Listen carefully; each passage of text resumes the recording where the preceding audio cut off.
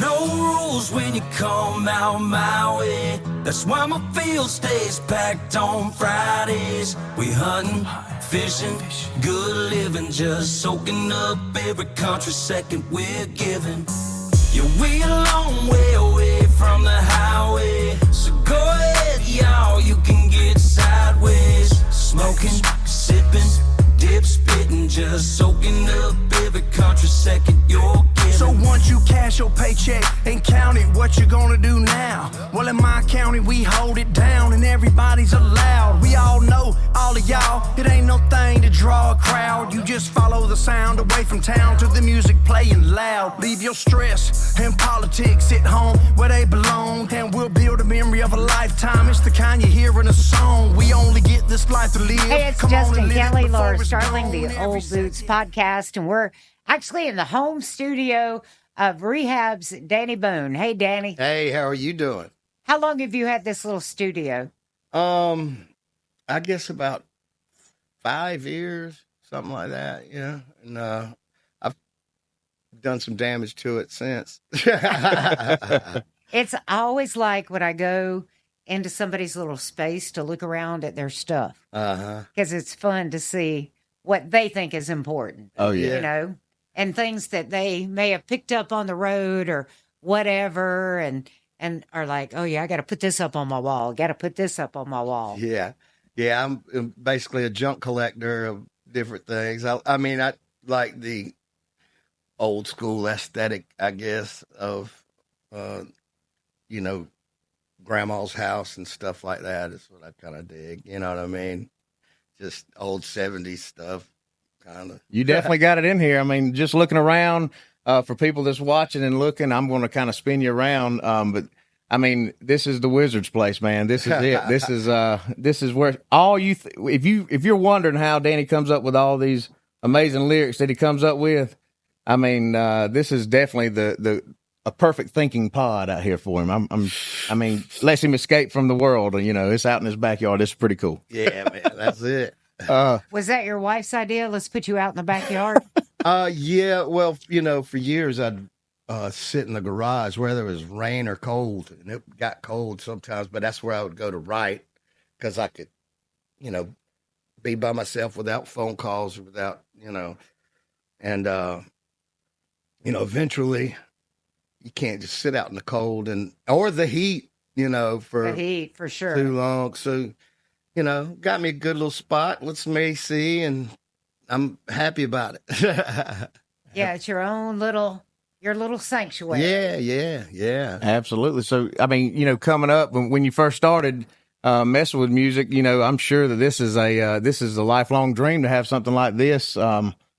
We'll go back to you want to start back when he first started, where'd you go to high school? I went to Northside High School. Northside High School? Yeah. And, okay. The Eagles. And, yeah. And, just, got into hip hop music and stuff like that. Really, right. Really. So you were more, you didn't perform you didn't dance and stuff like that, but you were more lyrics and music and you'd never messed around? Wrote rhymes, wrote raps and,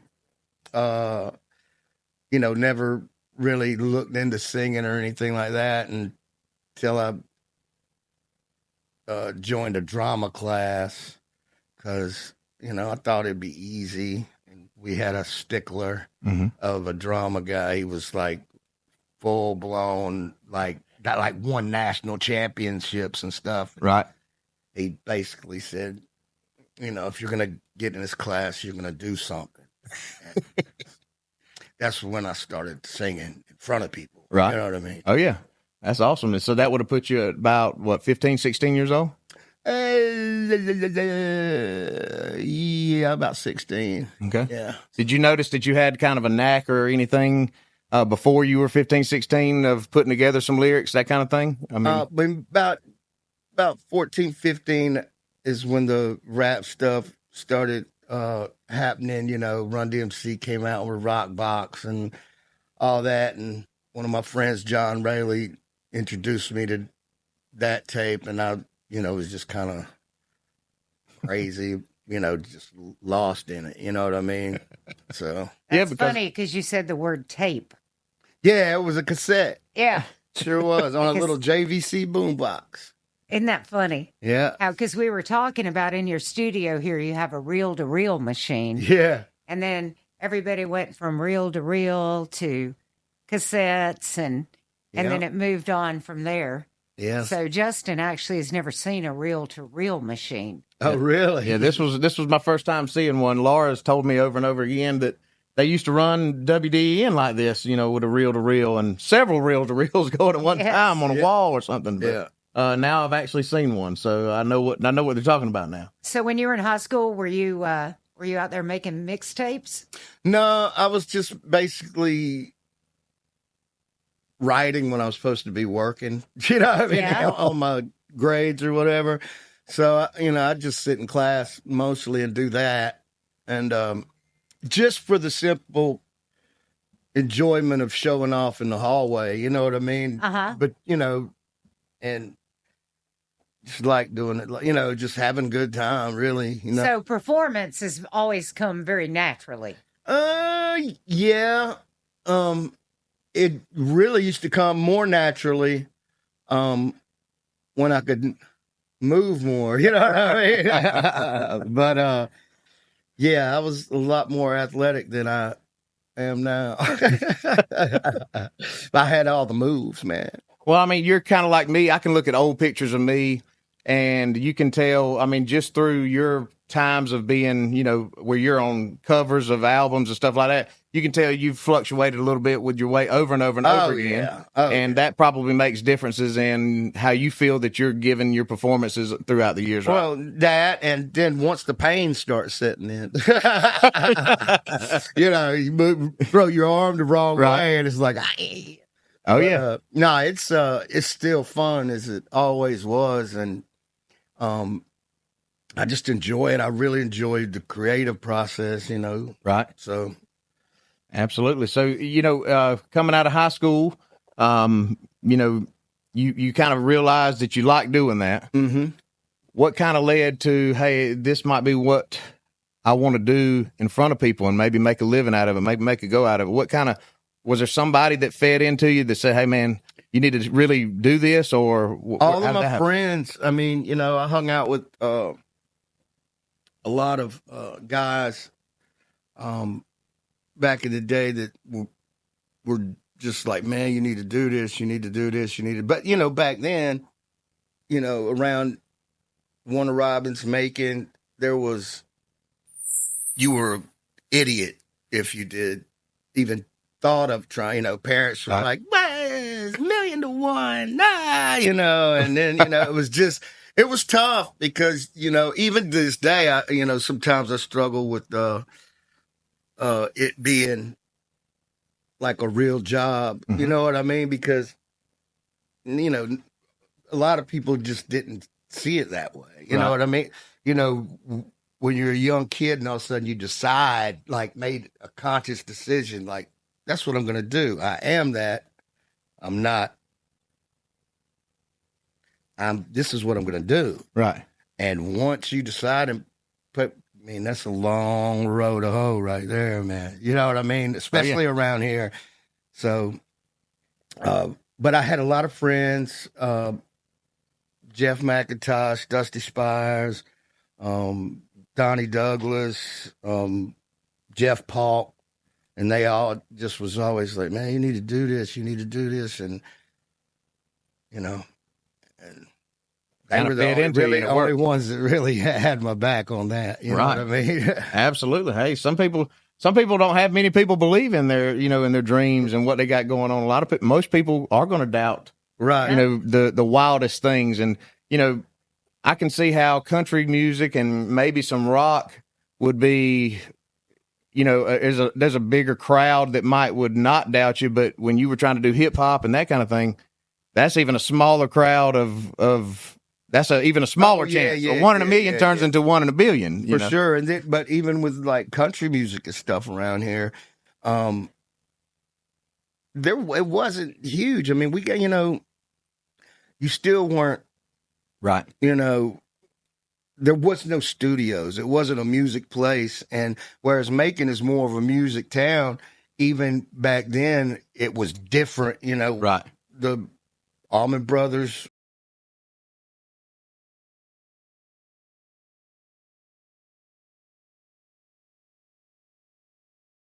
were, that they had making, and you just didn't hear about a lot of opportunities. You know what I mean? And now, of course, there's Dean Jones, who I owe a lot of my career to, a big portion of it. I mean, if it wasn't for him, I wouldn't have been able to travel the way I did and stuff like that. And then, there's tons of people from Athens, that have helped me along the way, as, even people that you think may, like in the business, have gotten over on you. All those people help you along the way, no matter what. They did something to help you. You know what I mean? Oh, yeah. So they say that there's no substitute for the process, and they were all part of your process. We're here. Yeah. And that's something happened to get us here. You know Absolutely. what I mean? No doubt. I mean, just riding over here, and, we were listening to some of your songs and some of your stuff on Spotify. Just on Spotify, you've got 1 million listeners a month on Spotify. I don't even know if you know that. But you have awesome. 1 million a month listeners. That's awesome. And so that means they're streaming multiple songs. You just have 1 million people listening to you monthly on Spotify. So everything that, all those doubters and that whole process, that whole maybe where it felt like a broken chain to get here, you're here, man. And you got 1 million listeners awesome. On one service every month. That's just crazy. That's crazy. And I wish I was savvy enough with computers and whatnot to tune in. So you don't even know how to listen to yourself on Spotify? No. Yes, I can if, through my phone, but I don't really know I can't never figure out how to get to look your data up and stuff. I know what sitting at a bar sounds like. Right. You know what I'm saying? Oh, yeah. So when I want to just go back and try to learn some of my older songs that I've forgotten, right? That I can't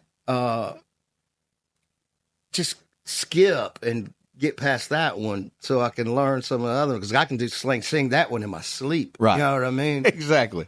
So, but yeah, I'm not real. I don't want you to feel bad about me asking you that, because I don't know how to do all that stuff. Justin has to help me out with that. Yeah. In fact, when we first started working on this podcast, Justin says we ought to do a podcast. And I was like, I've never listened to a podcast. Of course, now I have listened to a lot of them. Right. But it kind of takes somebody else who's a little more savvy with that kind of thing to drag you into it and get you going. So right. You're right. Yeah, sometimes, cool things come out of some stuff that's just uncomfortable, Well, you brought it up. You brought the song up, and you got the 25th anniversary of it being out, right? Or okay, so, and that is happening this year. So that means you wrote it in the year 2000? Yeah. Or you put it out in 2000? 2001.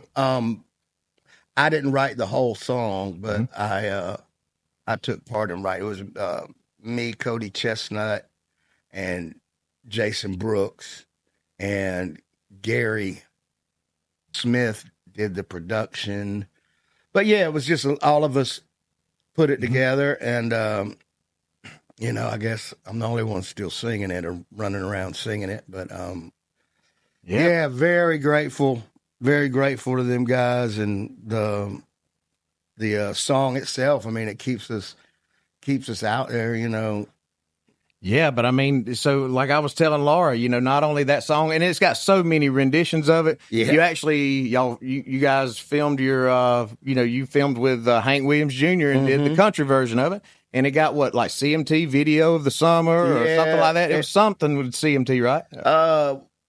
Or CM. We got a CMT nominated for CMT award. We got beat out by Kid Rock, where he beat us with All Summer Long. But it was best. It was best wide open country video or something like that. I think that was back when they were making room for weirder artists. You know what I mean? I guess. Well, that was the first time you saw any kind of crossroads type things happening. They were experimenting back then. Now you see Big X's with Bailey Zimmerman and all those. But you didn't see that before those times. They were kind of just getting it on the forefront of that. Right. Yeah. And I think that year at the thing, Taylor Swift was rapping, her and what's the guy who did all the auto-tune stuff? Oh yeah. Young Jeezy. No. Akon. No, he did some too. Mm-hmm. But anyway, she was rapping at the CMT Awards. I was like, huh. This might be turning into something. Yeah, it's pretty cool. Yeah. Well, not only you I was letting Laura listen to some of your other stuff. You wrote a song about everybody wanting to hear that song. Oh yeah. And it turned into quite a success. Did it? Yeah. I'm looking on your plays. I mean, it's about third on all your plays. That's awesome. Of you singing about other people wanting to hear just that other song. Yeah. Yeah, that you always got them people. Ain't that anymore? You know what I mean? So. Like we got more to it. Well, the thing about it is that having a song that is just as popular 25 years after it was released, be that popular is not really all that common when you think about it. Right. So having a signature song that everybody knows, that everybody can sing, is pretty impressive. It doesn't happen to everybody, Danny. Yeah, I know, and I'm very fortunate. And like I said, I mean, thank goodness that Cody Chestnut walked in with his guitar that day, and he wrote the hook, I think, and kind of was the impetus or whatever for us writing what we wrote. And so, who knew that was going on right then? You know what I mean? Right. You didn't know that you were writing a song that 25 years later was going to keep you on the road in front of people, people buying shirts, people coming to the shows, because they loved that song. Yeah, accidentally getting insurance. Yeah, it worked out good. Yeah, it was great. I mean, it's fun, and we love getting out and playing it for people, and get to play with a lot of great bands. We're fixing to go play with Everclear, Blackstone, Cherry. There's a bunch of bands that we're about to go on tour, and you're going to hit it all summer. I mean, you're going all the way into like late fall this year, right? I mean, with a grind of a schedule. Yeah, I mean, we get at it, but like I said, we got some bunks on that little. Oh yeah, he's got a nice new bus out front. Yeah. I had to compliment. It's no Prevost, but it is. It's mine. There you go. That's the best part about it. So the 25th anniversary tour, and I know you're going to be at the Cox Theater in Macon Memorial Day weekend. Mm-hmm. Yeah, we're going to be up there trying to tear it up. What's that? The 24th. It's the 24th. 24th. Yes. And you got some new T-shirts for that gig, too. Oh, yeah. We got some fire new merch. Oh, yeah. Come check it out. I've seen the logo for the tour, man, with your face on it. That right there, the cartoon face. If you got a shirt with that on it, I got to have one. Yeah, they made that before I cut my hair. But it's fine. It's still gray. Oh, yeah. There you go. Yeah, we're going to do that show, and all the kids. It's an all ages show, and it's graduation night. So if you want to party, come to Macon. There you go, and get your groove on. All ages, and that kind of means it's going to be a little. It'll stay cleaner. Yeah, it'll stay cleaner. Yeah. All the old folks will be the ones. Yeah, hammered.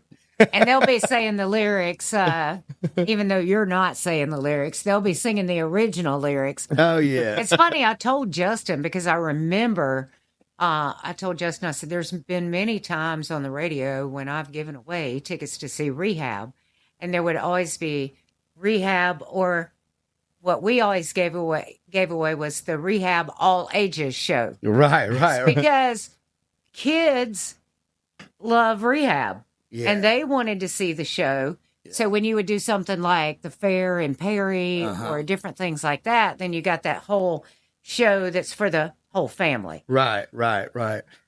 Yeah, I mean, especially, I mean, you know, you've got FCC rules. You can't be promoting all kind of crazy stuff.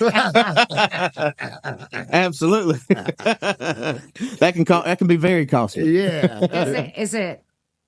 Is it hard for you to remember? Oh, we're doing an all ages show, so we got to make sure we don't say anything. I really don't worry about it that much, and it probably slips out when because it actually takes a lot of effort to not say that word, but it's really not that big a deal. I mean, it's in PG movies now, man. Yeah, 20 years ago it was a little taboo, but it's you see it in some Disney stuff now. I mean, people go to public school, right? These days, and that don't make it right. I'm not saying that, but there's, in the 70s we knew what that was. Oh yeah, it's just. Well, the exposure's there. Yeah. One way or the other, the exposure is there. Yeah. Because I know that from, sometimes I DJ and I'm amazed at what little kids ask me for. Yeah, especially nowadays. Woo wee. Yeah. So, thinking about, you were talking about Bartender came out in 2000. I graduated high school in 2004. And in 2006, went on a short summer run with you guys and sold T-shirts and merch and all that kind of stuff with you guys. Okay, yeah, and, I remember. Yeah, and so I was up there driving the van with Demon Jones, Yep, and so we went to the Citadel and the whole. I think that was the Goebbels Travels tour, maybe. But anyway, so is there a certain? If there's ever been road warriors, you guys were road warriors. Oh, yeah. You guys beat the pavement down. There's nobody out there that can tell a story that they have traveled and grinded more than y'all. Absolutely. So thinking about all the venues across the United States, do you have a couple that are your favorites to perform at? I mean, do you have a couple that kind of stick out in mind for certain reasons? I really like Scout Bar in Houston. Mm-hmm. They've got great sound. And there's so many others that I can't.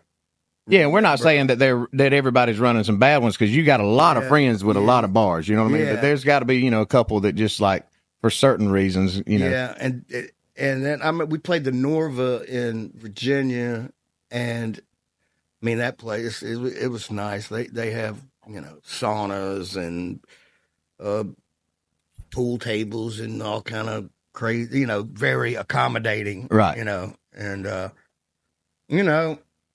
But then you go to some dive, and those are kind of cool too. You know what I mean? And you'll have a blast in those little places. Yeah. Smells like, you go in, it smells like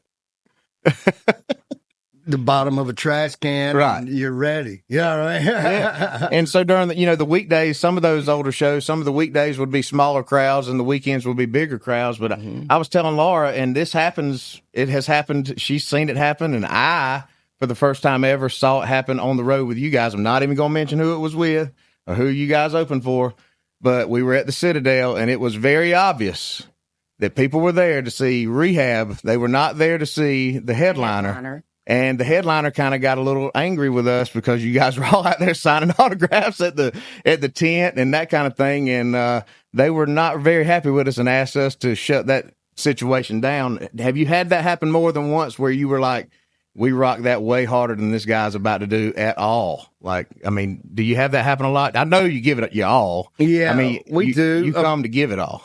Not much. I mean, usually people are, I don't never really think about it like that. I know, and I'm pretty laid back. I like to see people. You want to see them do good, rock it. You know what I mean?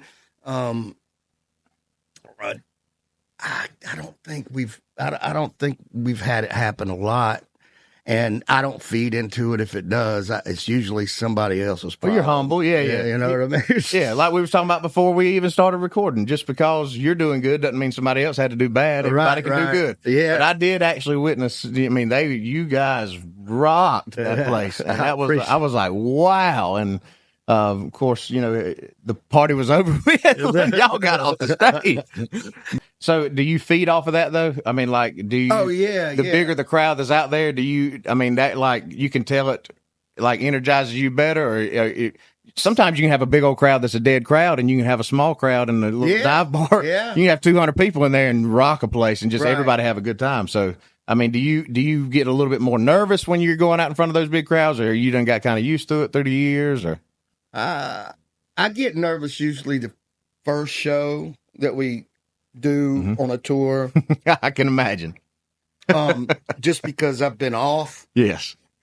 And, you feel like you got to get back in, get your throat in working order for singing. And, but I don't, and if like the most nervous I ever got was when we was on that Kid Rock tour, and he had a catwalk, like a runway that went out into the crowd.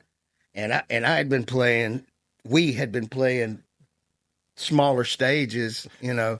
So I get on stage and to do sound check and all that. And I realized my guitar player's way over there on the other end of the stage. And that guy's way over there. I'm like, and I got too much room. Yeah. I'm going to have to, figure this out. And then the runway's sitting there in front of you. And if you don't use it, Absolutely. and I had never used it, it's a lot to think about, especially if you're caught up in your mind anyway. You know what I mean? You can forget lyrics thinking about other things, and Oh yeah, that's a lot. That's a lot. That's a lot of responsibility. Everybody's looking at you. Yeah, because you're the singer, you're the guy. I mean, everything falls on you. Can you imagine the energy that Kid Rock has used over the years to fill that stage and that big catwalk and all that? I mean, he has to really leave it on the field every night. And he does. Yeah, he does. Did you strut on that catwalk? Did you strut down there? No, I'm not much of a strutter, I don't think. For some reason, I do a little salsa move when I get crunk. Oh, salsa. Yeah, I don't know if that's my grandmother coming out. She was from Puerto Rico, so I don't know what that is, but it happens naturally. I just start doing a little salsa move. I don't know what that is. You know what I mean? It just feels good. It feels right. Yeah. Yeah. Oh yeah. I can remember, seeing you guys having to go to a lot of different festivals and stuff. And one of them I remember that happened every year, and you might still do it, was the Gathering of the Juggalos. Yeah. Y'all still do that? We haven't done it in several years. But yeah, we did that. Did you go to that? No, I didn't go. Y'all went the week after I got off the road with you. And I wanted to go to that so bad. Really? Yeah, y'all had pumped that up where it was going to be on, but I had to. That's different. Yeah. Bro, that is so different. You want to see some things, you will see it there. You know what I mean? It was different. Yeah, but I mean, they were all super supportive of you. They all, I mean, everything, every kind of video that you would share on any kind of social media, the Juggalos would come out and just support you guys big time. I mean, they were just throwing all kind of praise and love at you guys. Definitely. And that was cool to see, and I got to thinking about that and telling Laura, I was like, I wonder how many Juggalos there are. So, of course, you can Google anything nowadays, and there's 2 million of them in the United States. So that's all? Yeah, that's what it says. There's 2 million. So, no, there's more than that. It's got to be more than that. There's got to be more than cats, man. They're everywhere. And then there's a lot of, they got a lot of older people like my age that are into that stuff. Mm-hmm. What's I gonna say? That was a big crowd too. That was another huge crowd. Yeah. But we got to play with Method Man and Redman and a lot of there was over the years a lot of acts that you look up that we looked up to Right. at that place. So it was pretty awesome Yeah, man. and muddy. And muddy. Yeah. I'm not a fan of the mud. It gets mess up my tennis shoe. There you go. Got to keep them clean, man. Yeah. So when Danny Boone is not writing, you're just hanging out around the house, what are you listening to? I don't listen to a lot. I listen to a lot of GPB.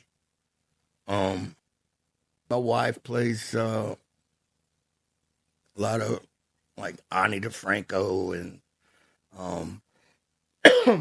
I like Edie Brickell. I like Simon and Garfunkel a lot. Oh my gosh. I Yeah. love Simon and Garfunkel. Yeah. Oh, I know the words to every song Yeah. they've ever done. Yeah, they're awesome. Yeah. I mean, you're going back now. Well, I I grew up listening to a lot of stuff, but and as far as hip hop goes, I just listen to '90s hip hop usually, unless I find something that's got me Yeah. inspired. There's a new group out called Paris, Texas. They're different. I like them. And I just hanging flip out. like everybody else. There you I want go. to hear with the new. I need some inspiration. It's hard these days. You don't get a lot of. Used to I would listen to a song and be like, get charged up about it, and because I don't know, it's hard to find anything really new anymore. You know what I mean? That Right. you haven't heard before, and that's what I kind of look for now. It's just something wacky. Right. Well, I think, now and just me, I pay attention a little bit to rap music, but like I felt like for 8 years, maybe 8 or 10 years, it got to where it was a lot of mumbling. They wasn't saying anything. They were just mumbling some stuff. And now you got guys coming out. I mean, I am a big Extra Plug guy. Mm-hmm. I love his stuff. You can hear what he's saying. He's rapping about real stuff that's going on, Right. and you can tell it's not fabricated stuff. I mean, and so now I think you're having that turn. The table is turning, and they're starting to actually rap about stuff again. Well, that's what I said a while back. I mean, I told people, I said, it's got to come back. I said, there's no way that people are going to just evolve into just not saying anything. Right. You know what I mean? It's like, you know what I mean? It has to But be. Yeah. now you've got AI. Right. So who knows what's going on. I'm not a big fan of that. Right. But yeah, it's who knows what's going on now. Now there's going to be songs that weren't ever written. Right. I think about that one. Yeah.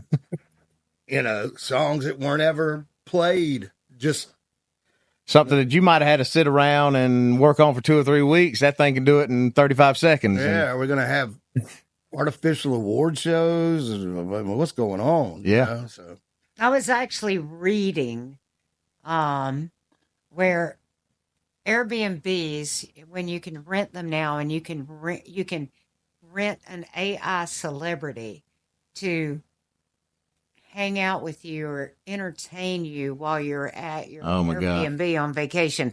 And I'm just freaking out because I'm like, I don't even know what that means, really. I mean, I truly don't, yeah, I don't either. but it's a thing. Yeah. So I don't know. now you might can make some money that way, right? You might can make some money that way because somebody might go to a Airbnb and say, well, I want to spend about half an hour with Danny Boone. And then Yeah, but how does that work? Yeah. I How don't, does If it's the hologram of Danny and I don't what AI understand thinks he it. would say or what? yeah. The world is kind of crazy. Yeah. it's berserk. Oh, yeah. people are doing duos now. You see all these old country artists, and they're doing duos with people that they're not even alive, and they're doing a hologram, and then it's a song that wasn't even written when they were alive, and they're singing it with somebody. And Right. I mean, AI is helping that kind of thing happen. Now, I remember early on when Natalie Cole did that thing with her dad. father, yeah. Right. And, but that wasn't really AI. That was just, superimposed stuff. It was still cool. Yeah, I don't know about this AI stuff. People. But that song you're talking about, that is one of my favorite versions. I mean, of those two together, Natalie and Nat King together singing, which at the time was amazing. Yeah. Yeah. It was honestly both of their voices. Right. Together. Right. It was their voices, and she was probably a baby when he recorded. Right. So that's pretty eerie and interesting in a lot of ways. You know what I mean? Well, during the podcast, I'm telling you, we kind of keep it positive. We talk about a few positive things. And, I know with concerts and big festivals and stuff like that, it kind of co-inspires or corresponds or whatever with charity work. Mm-hmm. Can you remember maybe one of the biggest, or maybe not even the biggest, but the one that kind of sticks out in your mind that was very cool to just be a part of, some kind of charity event that you were a part of? Well, actually, this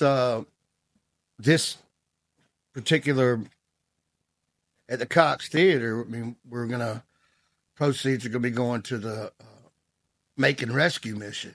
Wow. And I got a friend of mine, Pat Chastain, who runs that place. Great guy. Yeah. And I just got off the phone with him a little while ago. But he's an amazing human being, does a lot of great things for the Macon community and, people around here, like, run Celebrate Recovery and all that. And he's just a great guy. We're going to be helping, sending the proceeds of that. So that's the main one that I can think of. I can't remember a lot of charities, actually. I'm sure we've done some, but I can't remember precise ones. Yeah. But I do know that one. Oh, yeah. You know what I mean? Oh, yeah, absolutely. I met those guys this past year at the celebrity golf tournament, and they raised $1.5 million in one night. Wow. Yeah. And we had just come off, it was about 2 weeks after we had raised $150,000 in one day at the Dairy Queen in Gray for the Children's Hospital in Central Georgia. And then I went to that, and I was like, oh, okay. Yeah. This is how they do it. Yeah. So that was pretty cool, though. But that's a lot of people that come out there. A lot of people. Yeah. Those are really good people. They're doing a lot of great work at the rescue mission. Yeah. They really are doing a lot of great work. And I think that's wonderful that you guys are supporting them for that show. Yeah. On the 24th. That's great. We try to support everything they do. I mean, it's a good thing. And just to, watch people be able to grow, kick addiction. I mean, I know several people that are just, totally different people than they used to be. And it's a beautiful thing. So that's the first show on the tour, right? Am I right about that? I think it's the second one. I think we are going to be in Gainesville, maybe. And then Gainesville or either North Carolina, one of the two. And then that's the that's second. right. I remember Justin telling me that maybe you were going to kick off in North Carolina. Maybe it's the third one on the tour. Anyway. Very, very early in the tour. Anyway, by the time you get to Macon, you'll be... I hope so. You'll be dialed in. I hope so. I want to go out there and, see the bed in front of everybody. For people, you guys are going to be starting the tour. That'll be very early in the tour. That'll be about your third, show of the tour. And how would you go about getting tickets? You would go to rehabtheband.com. rehabtheband.com. Okay. get them. Or I guess you could get them at the door if there's still some. You know what I mean? I got a feeling that it's going to be I don't think there's going to be any tickets left at the door. I hope not. I hope it really goes off. Oh, you know? yeah. So That's a great little place to play at. That is some Yeah. really great sound in there, and it's a kind of an intimate atmosphere in there. And yeah, man, I've seen some huge names play in that place that, and I mean, it just sounded awesome. It's amazing. So, yeah, it's a nice place, and they got good sound too. They got good people running it. oh yeah. You got anything you thinking of, Laura? No, I'm just thinking about, I think I need to get a ticket for that show. That's right there next to the radio station. I Yeah. don't know if you know that, but No, I didn't. yeah, when you come out the backstage door, Mm-hmm. if you kind of went down the alley a little bit and looked that way, that's the American Federal Building. Oh, okay. And, the radio station's right in there. Okay. I told your wife I'm going to bring y'all some swag over there. Bring it on. There we go. Absolutely. Bring it on. Well, we know your time's valuable, and then you're trying to kind of get geared up for this, for the touring season here. And We're always trying to get somewhere. there you go. We're That's trying right. to get somewhere. We're trying to get to you. exactly. So everybody just kind of listen out, and you never know where he's going to pop up at. That's right. If they got the money, you got the time, right? That's right. That's right. Come on and give us all your money on merch. That's right. Well, I appreciate your time, Danny. This is, I've told you we'd make it short and sweet, and it's I've been wanting to come talk to you since we first started this, and it's kind of the perfect timing because you're off the road and you're about to start your tour, and I just appreciate you responding to my text and letting me come out here and do this with you. Thank you. And I'm sorry I didn't get back with you quicker. That's You know all what good. I mean, I'm not the most astute human being. I think that is a trait of a lot of creative people. You're creative, you're in your mind, you're in your stuff, and so you kind of have Elizabeth to take care of that scheduling stuff. Oh man, right? if it wasn't for my wife, kudos to her for sticking around for this mess. You know what I mean? I mean, she's the best thing that could have happened to my goofy self. You know what I mean? It's not You guys have been married for how long? 29 years. Yes, sir. Going on 30. And she's a school teacher, right? Yeah. And she's been a school teacher that whole time, Yeah, she still is. keeping you straight. She's bossy. There you go. Got to be that way. She is a lovely, a lovely lady. Yeah, definitely. Very sweet. She likes to stay busy. Well, I'm sure putting up with you is a full-time job. That's what she says.